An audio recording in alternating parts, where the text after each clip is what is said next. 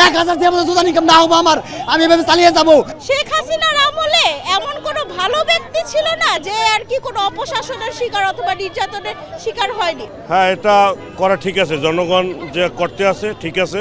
একটা স্বৈরাচারী সরকার দেশের মানুষের উপর যে অত্যাচার নির্যাতনের স্টিম রোলার চালিয়েছে, সেই অত্যাচারের বহিঃপ্রকাশ হিসাবে এই ঘৃণা তৈরি হয়েছে মানুষের মধ্যে।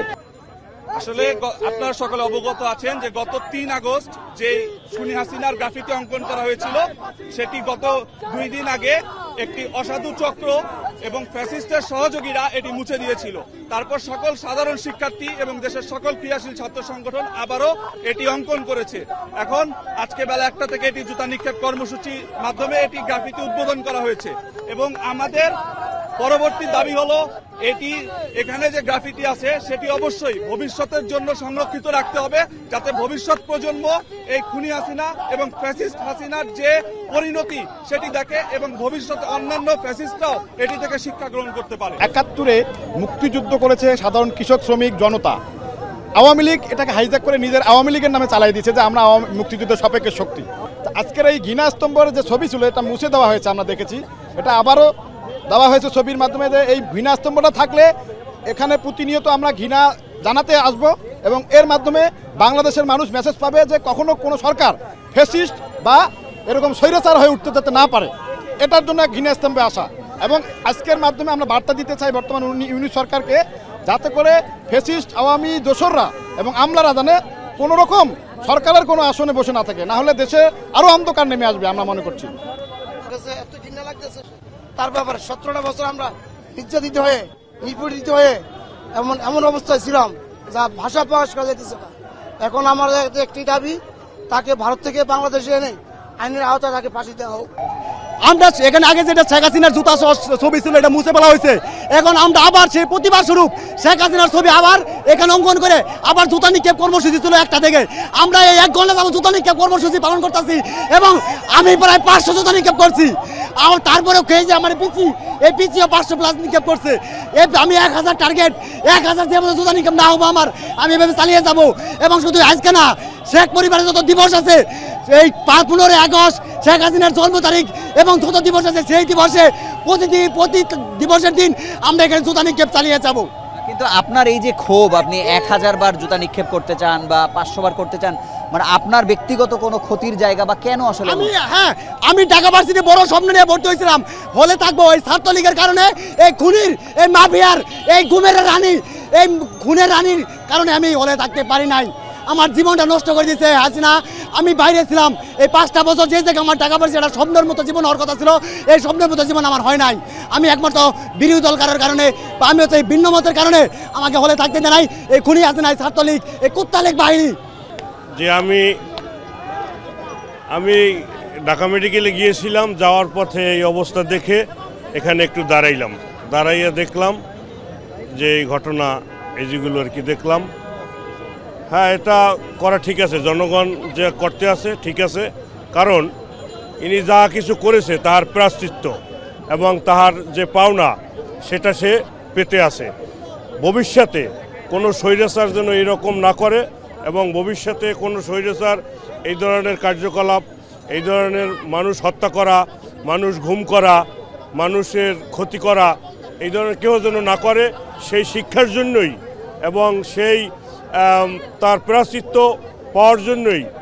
দেখুন, এটা নতুন করে বলার কিছুই নাই যে আমরা 15-16 বছর, আমার বয়স অত বেশি না, তবে আমি যখন থেকে আমার হুঁশ হয়েছে আমি আওয়ামী লীগ সরকারই দেখতে পাচ্ছি এবং মনে হচ্ছে যেন বাংলাদেশে আওয়ামী লীগ সরকার ছাড়া অন্য কোনো ক্ষমতা নেই। এর বাইরে যেই কথা বলবে তা সেই আক্রমণের শিকার হবে। আমার আশেপাশে হয়েছে, অথবা কোনো কারণে আমিও হয়েছি বা আমার প্রতিবেশীজন হয়েছে। তো ওই জায়গা থেকে আমরা যখন সবার একটি মিলিত ক্ষোভের মাধ্যমে আমরা হাসিনা সরকারকে পতন ঘটাতে পেরেছি, আর বললেন একজন নারী হয়ে এসেছে, আমরা কিন্তু খেয়াল করে দেখবো যে আমাদের আন্দোলনে নারীদেরও, হ্যাঁ পুরুষরা অবশ্যই তারা এগিয়ে আছেন তাদের শক্তি সামর্থ্যের জন্য, কিন্তু নারীরাও তাদের প্রত্যেকের জায়গা থেকে অংশগ্রহণ করেছে।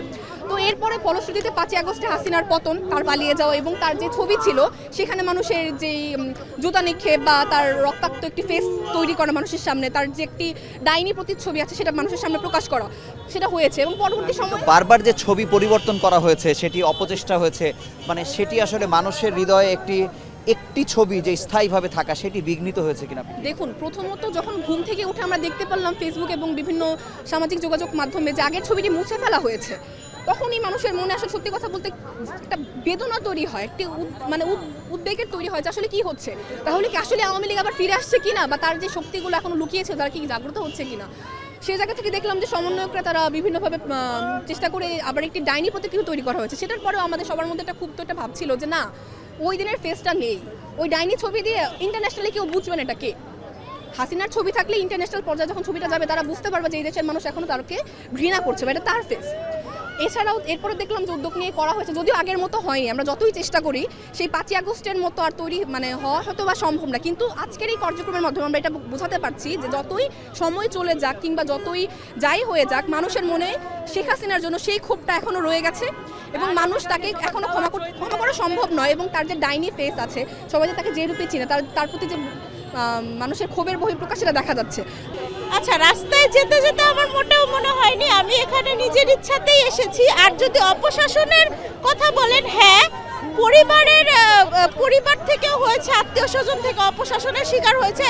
আমি মনে করি যে শেখ হাসিনার আমলে এমন কোনো ভালো ব্যক্তি ছিল না যে আর কি কোনো অপশাসনের শিকার অথবা নির্যাতনের শিকার হয়নি। সেক্ষেত্রে পরিবার থেকে অনেক বেশি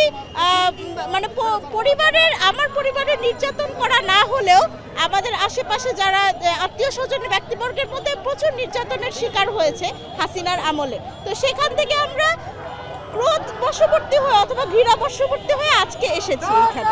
ঘৃণার যে বহিঃপ্রকাশ দেখছেন, এটা কিন্তু একদিনে আসেনি, এটা দীর্ঘ 17 বছর একটা স্বৈরাচারী সরকার দেশের মানুষের উপর যে অত্যাচার নির্যাতনের স্টিম রোলার চালিয়েছে, সেই অত্যাচারের বহিঃপ্রকাশ হিসাবে এই ঘৃণা তৈরি হয়েছে মানুষের মধ্যে। এবং গতকালকে যে গ্রাফিতি মোছা হয়েছে, আমি মনে করি এর মাধ্যমে জুলাই অভ্যুত্থানকে অপমান করা হয়েছে।